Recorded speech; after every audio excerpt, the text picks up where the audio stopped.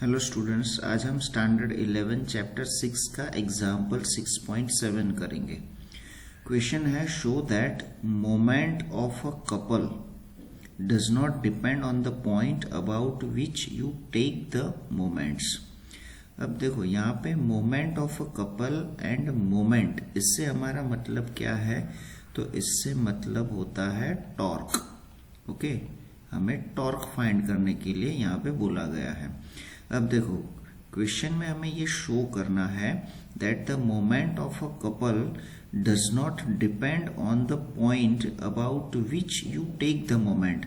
मतलब इस सिस्टम में अगर हम टोटल टॉर्क फाइंड करते हैं तो उस पॉइंट जिसके अबाउट हम ये टॉर्क फाइंड कर रहे हैं वो इससे इंडिपेंडेंट होगा।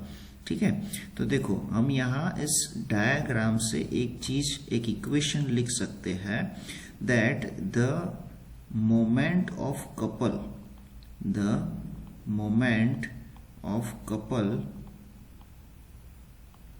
is equals to क्या हो जाएगा? the sum of moment of two forces।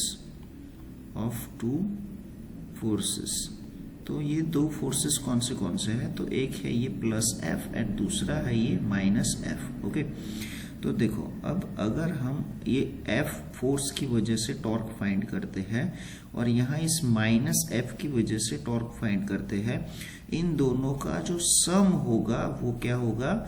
Total torque होगा। And therefore the moment of couple is equals to, we can write this type of equation.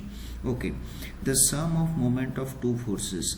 तो इसमें सबसे पहले यहाँ पे आप देख सकते हो, तो अगर हम यहाँ टॉर्क लिखे R1 cross minus F plus इस फोर्स की वजह से अगर हम टॉर्क लिखे तो उसको हम लिखेंगे vector R2 cross F.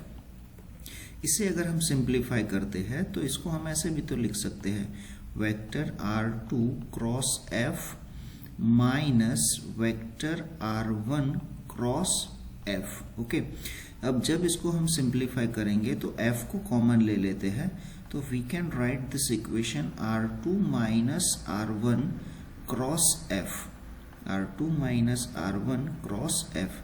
Let's say this is equation number 1। अब देखो यहाँ पे जो हमारे पास डायग्राम है, इस डायग्राम में हमें एक ट्राइंगल दिख रहा है, triangle OAB।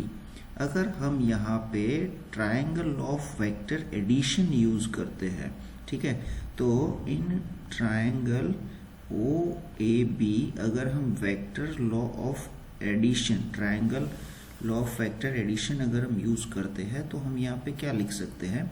So here we can write vector R1 plus vector AB is equals to क्या हो जाएगा? वेक्टर R2 हो जाएगा।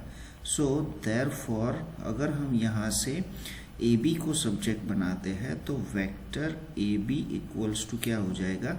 तो वेक्टर AB इक्वल्स टू हो जाएगा vector R2 minus vector R1। Let's say this is equation number 2। अगर हम इक्वेशन 2 की वैल्यू को इक्वेशन 1 में यूज करते हैं तो इक्वेशन 1 हमारा क्या हो जाएगा? तो देखो इक्वेशन 1 में यहाँ पे R2 माइनस R1 की जगह पे हम ये वैल्यू लिख लेंगे, that is vector AB and cross F। Okay, तो ये जो हमें आंसर मिल रहा है वो किसके बराबर मिल रहा है? तो ये मिल रहा है द मोमेंट ऑफ कपल के बराबर, यानी कि the moment of couple is equals to क्या हो जाएगा?